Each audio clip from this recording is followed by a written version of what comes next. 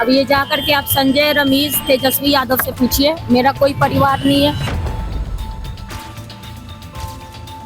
कोई लोग निकाला है हमको परिवार से। राष्ट्रीय जनता दल के सुप्रीमो लालू प्रसाद यादव की बेटी रोहिणी आचार्य ने दावा किया है कि पटना में राबड़ी देवी के आवास पर तब उन्हें गाली दी गई और चप्पल मारा गया जब उन्होंने चुनाव में राजद की हार के कारणों को लेकर संजय यादव और रमीज का नाम लिया। रोहिणी ने कहा कि उनको परिवार से निकाल दिया गया है। लालू को किडनी देकर जीवन दान देने से चर्चा में आई रोहिणी ने कहा कि पार्टी चलाने वाले हार की जवाबदेही लेने के लिए तैयार नहीं हैं। रोहिणी ने कहा कि सारे लोग पार्टी की हार के कारण पर सवाल उठा रहे हैं, लेकिन संजय यादव और रमीज का नाम लेने पर घर से निकाल दिया जाता है। राबड़ी देवी के घर से भरी आंखों के साथ बाहर निकली रोहिणी ने वहां मौजूद पत्रकारों के सवालों का कोई जवाब नहीं दिया और सीधे कार से पटना एयरपोर्ट निकल गई। एयरपोर्ट पर राबड़ी के आवास पर बदसलूकी से व्यथित दिख रही रोहिणी ने मीडिया से जो कहा उससे ये साफ है कि तेजस्वी और संजय यादव की पार्टी की हार की जिम्मेदारी लेने को वो तैयार नहीं है। रोहिणी आचार्य तेज प्रताप यादव और दूसरे लोगों और दूसरी बड़ी वजहों को विलन बनाकर पराजय से पल्ला झाड़ लेने की कोशिश चल रही है। उन्होंने ऐसी तमाम बातें कही। आचार्य ने कहा, मेरा कोई परिवार नहीं है। आप संजय, रमीज, तेजस्वी यादव से पूछिए, मेरा कोई परिवार नहीं है। उन्हीं लोगों ने हमको परिवार से निकाला है क्योंकि जिम्मेदारी लेनी नहीं है उनको। जो चाणक्य बनेगा तो चाणक्य से आप सवाल पूछिएगा। जब कार्यकर्ता चाणक्य से सवाल कर रहा है, पूरा देश दुनिया सवाल कर रही है, तो पार्टी का ऐसा हाल क्यों हुआ? जब संजय, रमीज का नाम लीजिए तो आपको घर से निकाल दिया जाएगा, आपको बदनाम किया जाएगा, आपको गाली दिलवाया जाएगा, आपके ऊपर चप्पल उठाकर मारा जाएगा। नहीं, मेरा कोई परिवार नहीं है। अब ये जा करके आप संजय, रमीज, तेजस्वी यादव से पूछिए, मेरा कोई परिवार नहीं है। कोई लोग निकाला है हमको परिवार से क्योंकि रिस्पॉन्सिबिलिटी लेना नहीं है उनको। पूरा दुनिया बोल रहा है जो चाणक्य बनेगा तो चाणक्य से आप सवाल पूछिएगा। जब कार्यकर्ता चाणक्य से सवाल कर रहा है, पूरा देश दुनिया सवाल कर रहा है कि पार्टी का ये ऐसा हाल क्यों हुआ।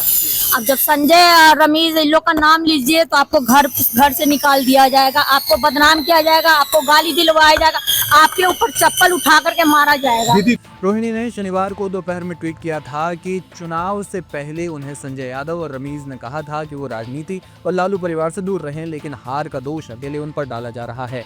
याद दिला दें कि सितंबर में तेजस्वी यादव की यात्रा के दौरान यात्रा बस में तेजस्वी की सीट पर संजय यादव के बैठने पर रोहिणी ने सार्वजनिक आपत्ति जताई थी।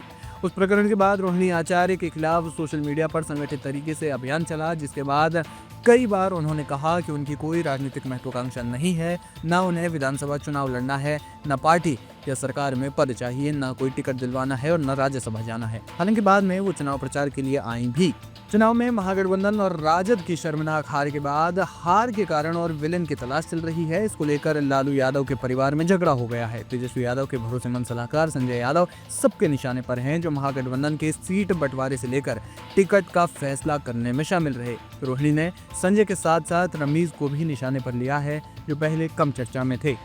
देखिए, वैसे तो ये लालू जी के परिवार का अंदरूनी मामला है, ये उनकी पार्टी का अंदरूनी मामला है, इस पर ज्यादा कोई टिप्पणी नहीं करनी चाहिए। पर एक सवाल मन में निर्माण होता है कि यदि लालू जी की बेटी अपने ही घर में सम्मानित, सुरक्षित और संरक्षित नहीं है, कुछ बाहरी लोग उनके ऊपर हमला करते हैं, चप्पल से हमला हो रहा है, गाली गलौज दी जा रही है, तो बिहार की बेटी और बिहार की महिलाओं को क्या ये पार्टी सम्मान, संरक्षण दे पाती?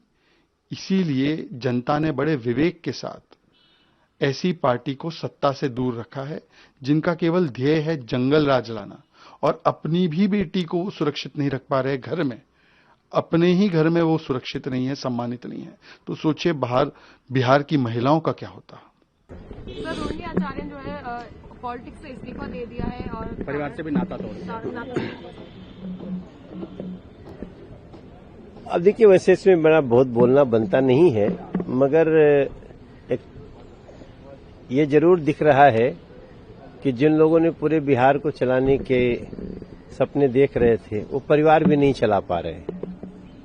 रोहिणी आचार्य ने बहुत सारी बात कल मैं सुन रहा था, बहुत ही आपत्तिजनक। सवाल पूछने पे चप्पल से पिटाई हो सकती है, सवाल पूछने पे आपको घर से बाहर निकाला जा सकता है। ये कहीं न कहीं उस मानसिकता का परिचायक है जिस जंगल राज के लिए पूरा शासन जाना जाता था। मैं ईश्वर से प्रार्थना करता हूँ इन लोगों की अंदरूनी समस्याएं ठीक। कोई परिवार नहीं है, ये सब बातें आप जाके तथाकथित चाणक्य संजय यादव से पूछे, तो उनका सीधा आरोप था कि उन लोगों के कारण परिवार में ये टूट हुई। देखिए, मैंने सोशल मीडिया के माध्यम से और टेलीविजन के माध्यम से देखा कि जिस तरह से रोहिणी आचार्य को अपमानित करने का काम किया गया। मैं उस परिवार के मामले में बहुत ज्यादा नहीं बोलना चाहता, क्योंकि किसी के परिवार के झगड़े में नहीं पड़ना चाहिए, लेकिन आदरणीय लालू प्रसाद जी से और आदरणीय राबड़ी जी से मैं सादर अनुरोध करूंगा कि परिवार इस तरह नहीं बिखरना चाहिए। जिस रोहिणी आचार्य ने किडनी देकर लालू जी की जिंदगी बचाई और आज उसको ये दिन देखना पड़े, ये उचित नहीं है।